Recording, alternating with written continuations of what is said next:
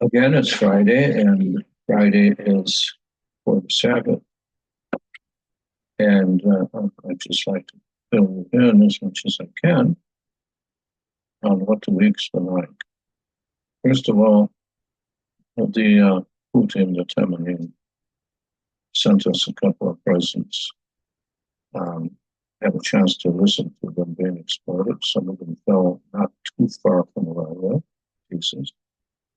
Everybody seems to be okay except Putin, which are the name for the Temenin, who control southern Timon, and who have been firing missiles at U.S. shipping and warplanes and naval vessels and what have you. The war in Gaza, well, they once in a while they fire a missile into Israel, which is intercepted, and then we pound a living hell out of them with our bombers. There's selective infantry attacks going on certain areas where we are quite certain that the command and control centers of the Hamas are located. And we don't think that we're almost totally convinced that there are no prisoners in the areas that we have decided to attack.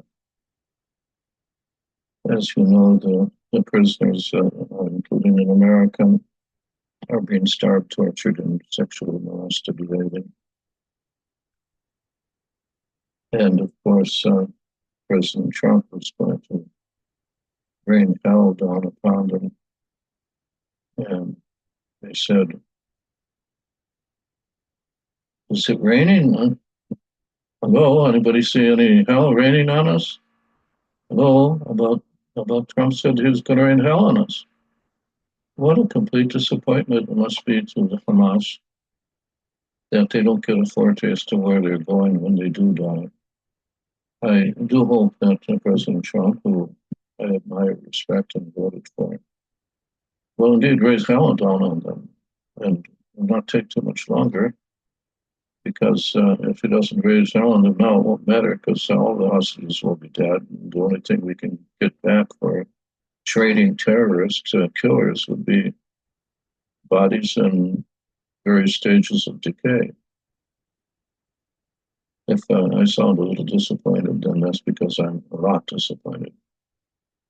This has been probably the longest war that Israel has fought since the War of Independence in '48.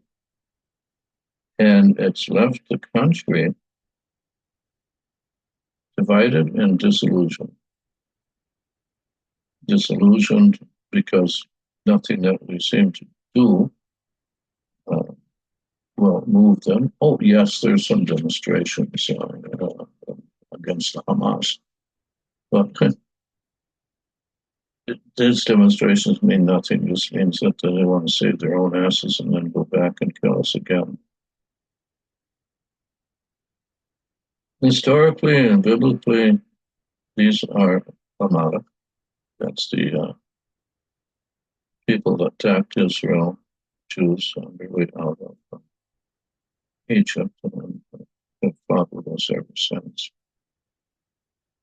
They essentially do not compromise any more than we do.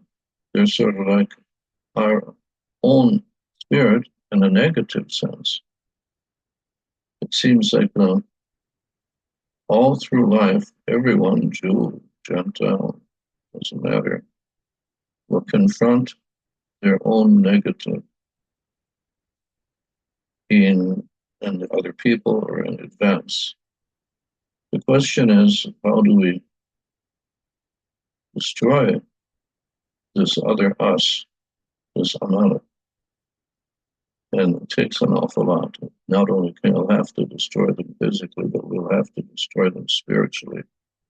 And you destroy them spiritually by improving yourself spiritually, making you and your country, and this includes your country, our country, in America, every country, has to come back to believe in God unconditionally, not because you're going to get a better job position or because you We want somebody to be healthy in the family, and all these simple things that are so important to us individually, but so unimportant in the world scene or in the universal scene of the struggle between good and evil.